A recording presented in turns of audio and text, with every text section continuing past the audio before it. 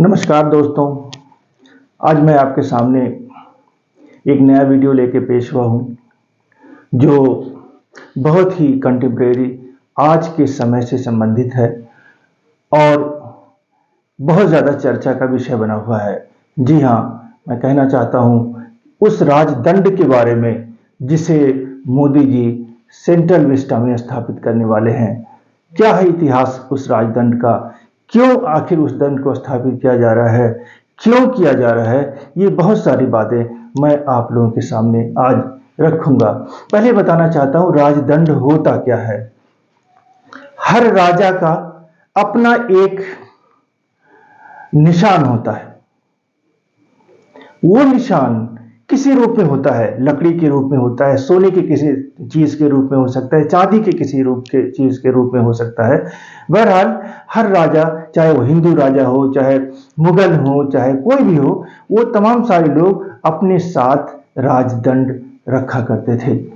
राजदंड जो हिंदू राजा का था वो एक डंडे टाइप का हुआ करता था, डंडा होता था और इसमें कुछ अंकित होता था इस तरह से। मुगलों का राजदंड जो था वो कुछ इस तरह से होता था, जो वो अपने उसमें रखा करते थे, अपने कमर में। तो हर कोई का ये निशानी, ये राजदंड जो होता है, ये उसकी निशानी है कि वो राजा सबसे ज्यादा ताकतवर है और उसके बराबर कोई नहीं है और वो एक तरह से तानाशाह है, जो चाहे कर सकता है। ये राजदंड प्रतीक है। जिस राजा के पास राजदंड होता था, जिसके पास भी राजदंड चला जाता था, वो राजा कहलाता था। राजा के अलावा किसी दूसरे को राजदंड रखने का हक नहीं होता था।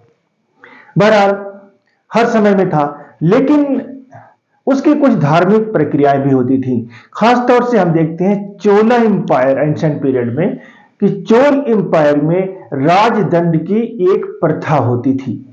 हर एम्पायर में, चाहे पाला एम्पायर हो, मौर्य एम्पायर हो, गुप्ता एम्पायर हो, सब में राजदंड होता था। लेकिन खासतौर से जो ज्यादा पॉम्प एंड शो जिसमें था वो चोला एम्पायर में था। चोला एम्पायर में बाकायदा होता यह था कि जब कोई एक राजा के बाद दूसरा राजा बनता था, तो राजपुरोहित जो कि एक ब्राह्मण होता था, वह तमाम सारे यौगिक अनुष्ठान के आधार पर वह राजदंड उस राजा को सौंपता था, वो पुरोहित, और यह कहता था कि अब आप इस क्षेत्र के एक छत्र राजा बन चुके हैं, सारी जनता आपके अधीन है, आप इसके शासक हैं, आप सबके जिम्मेदार हैं। तो इस तरह की बातें की जाती थी। तो इसमें हम देखते हैं कि ये बात तो खत्म सी हो गई। राजा गए, सब कुछ गया, अंग्रेज आ गए, अंग्रेजों ने भी सत्ता पूरी कर ली। लेकिन जब सत्ता का हस्तांतरण होना था, जब सत्ता हिंदुस्तान के लोगों को, कांग्रेस को सौंपी जानी थी, तो लॉर्ड माउंटबेटन ने कहा कि आप इस सत्ता के हस्तांतरण को किस तरह सेलिब्रेट करना चाहते हैं। क्या कोई सर्टिफिकेट देकर सेलिब्रेट करना चाहते हैं, जैसे हम आप सत्ता किस तरह से आपको सौंपें, क्या करें, क्या ऐसा आपका कोई तरीका होगा सत्ता सौंपने का। ये राजदंड वाली बात तो हर जगह मिलती है, इंग्लैंड में भी है और इंग्लैंड की महारानी भी राजदंड लिए रहती हैं, यानी कि राजा रानी होने का निशान ही यही राजदंड होता है। तो ये जो किस तरह से आप सेलिब्रेट करना चाहेंगे, कैसे आप, क्या मैं आपको सर्टिफिकेट दूं, क्या कोई फाइल दूं, आदान प्रदान करूं, या कोई निशानी आपकी ऐसी देश की कोई ऐसी हो तो बताइए जो मैं आपको प्रदान करूं, जिस तरह से आप इसे 14 अगस्त की रात में आप इसे, आपको मैं सौंपूंगा, जब मैं आजादी के तमाम सारे अधिकार, आजादी आपको प्रदान करूंगा, या तमाम सारी शक्तियां आपको प्रदान करूंगा। तो नेहरू ने कहा कि मुझे कुछ वक्त चाहिए। नेहरू ने अपने तमाम सारे साथियों को, जो उनके बहुत करीबी लोग थे, उनसे सलाह लिया। उस सलाहकारों में सीएम मद्रास प्रेसिडेंसी के जो मुख्यमंत्री थे, जिनका नाम था सी राजगोपालाचार्य,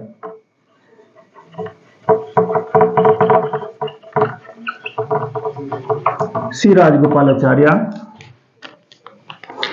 ये चूंकि इन्हें उस प्रथा के बारे में पता था वहां पे, ये श्री राजगोपालाचार्य ने कहा कि एक प्रथा भारत में बहुत पुरानी है, एंशिएंट पीरियड में हुआ करती थी, उसमें एक मठ है वहां पे, इस मठ को थिरुवधुथुरै अधीनम कहा जाता है। थिरुवधुथुरै अधीनम, थिरुवधुथुरै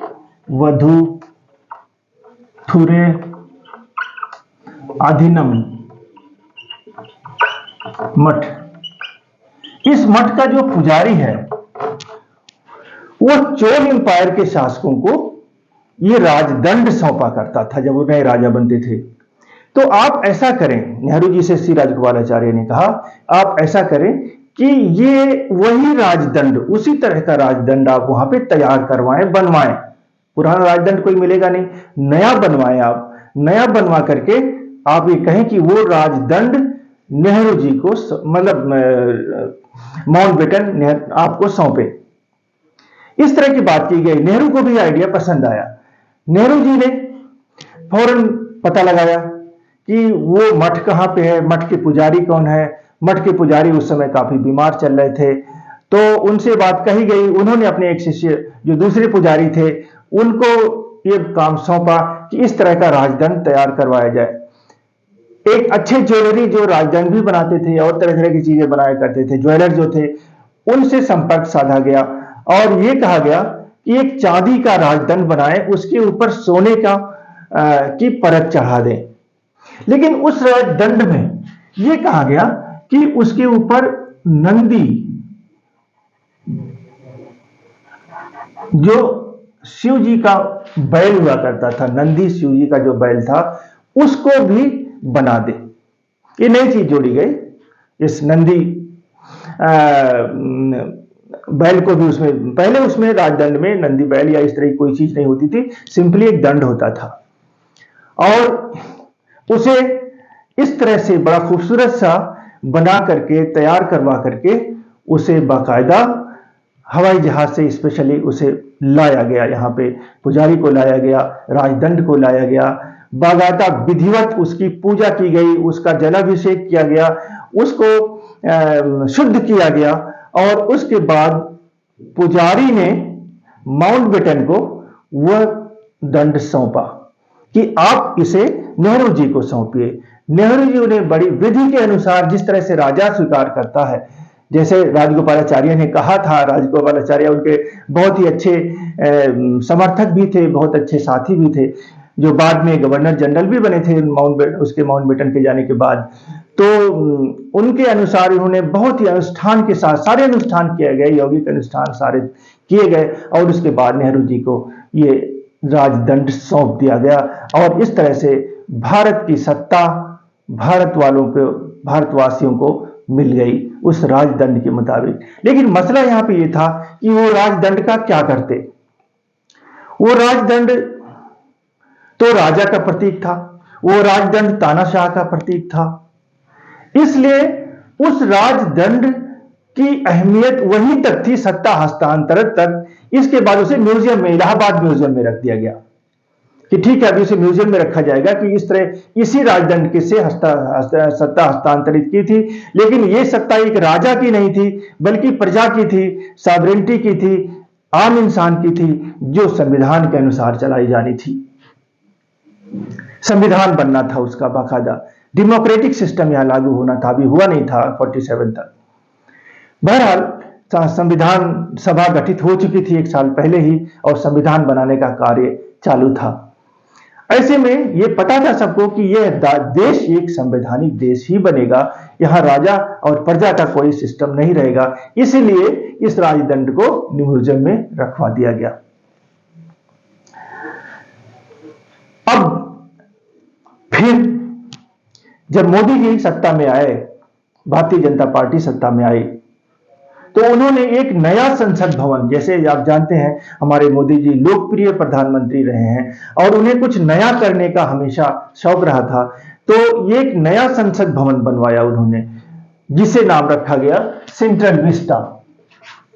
सेंट्रल विस्टा जो था, ये नया संसद भवन बनवाया गया। बहुत बड़ी लागत से बना, बड़ा खर्चा आया, लेकिन बहुत ही खूबसूरत है, अपने आप में एक मिसाल है। अब सेंट्रल विस्टा ये डिसाइड किया गया कि सेंट्रल विस्टा के लिए क्या किया जाए, किस तरह से पुराने संसद भवन की जगह पे नए संसद भवन को हस्तांतरित किया जाए, किस तरह से उसको कुछ इसी तरह से नया करने की बात इनके सलाहकारों ने भी दी। बताया लोगों ने कि नेहरू जी को सत्ता सौंपी गई थी तो एक राजदंड भेंट किया गया था, और राजदंड इलाहाबाद म्यूजियम में है, और उस म्यूजियम से ला करके इस म्यूजियम में स्थापित करवाइए, ये एक नया काम होगा। बहरहाल उद्घाटन की तिथि भी तय हो गई 28 मई 2023।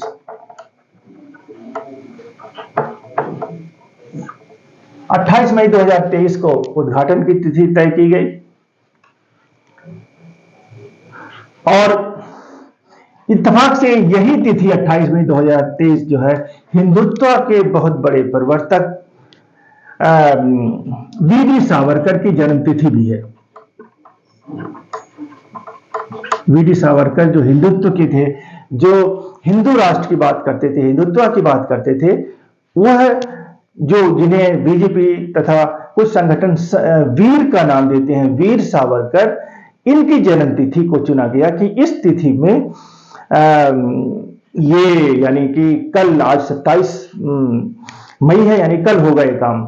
उस दिन यानी 28 मई को इसका बाकायदा इनाग्रेशन होगा, और उस राजदंड को इलाहाबाद म्यूजियम से ला करके बाकायदा उसी वैदिक विधि से, उसी अनुष्ठान से फिर से, जिसे नेहरू ने हटा दिया था, उसे फिर से संसद भवन में लाया जाएगा, उसे स्थापित किया जाएगा, और पहले शुद्धिकरण होगा, उसका जलाभिषेक किया जाएगा, पूजा पाठ होगी, इसके बाद उसे स्थापित किया जाएगा स्पीकर के साइड में, और यह साबित होगा कि यह भारत का ये गौरवमयी निशान है, ये गौरवमयी प्रतीक है। लेकिन याद रहे, यह गौरवमयी प्रतीक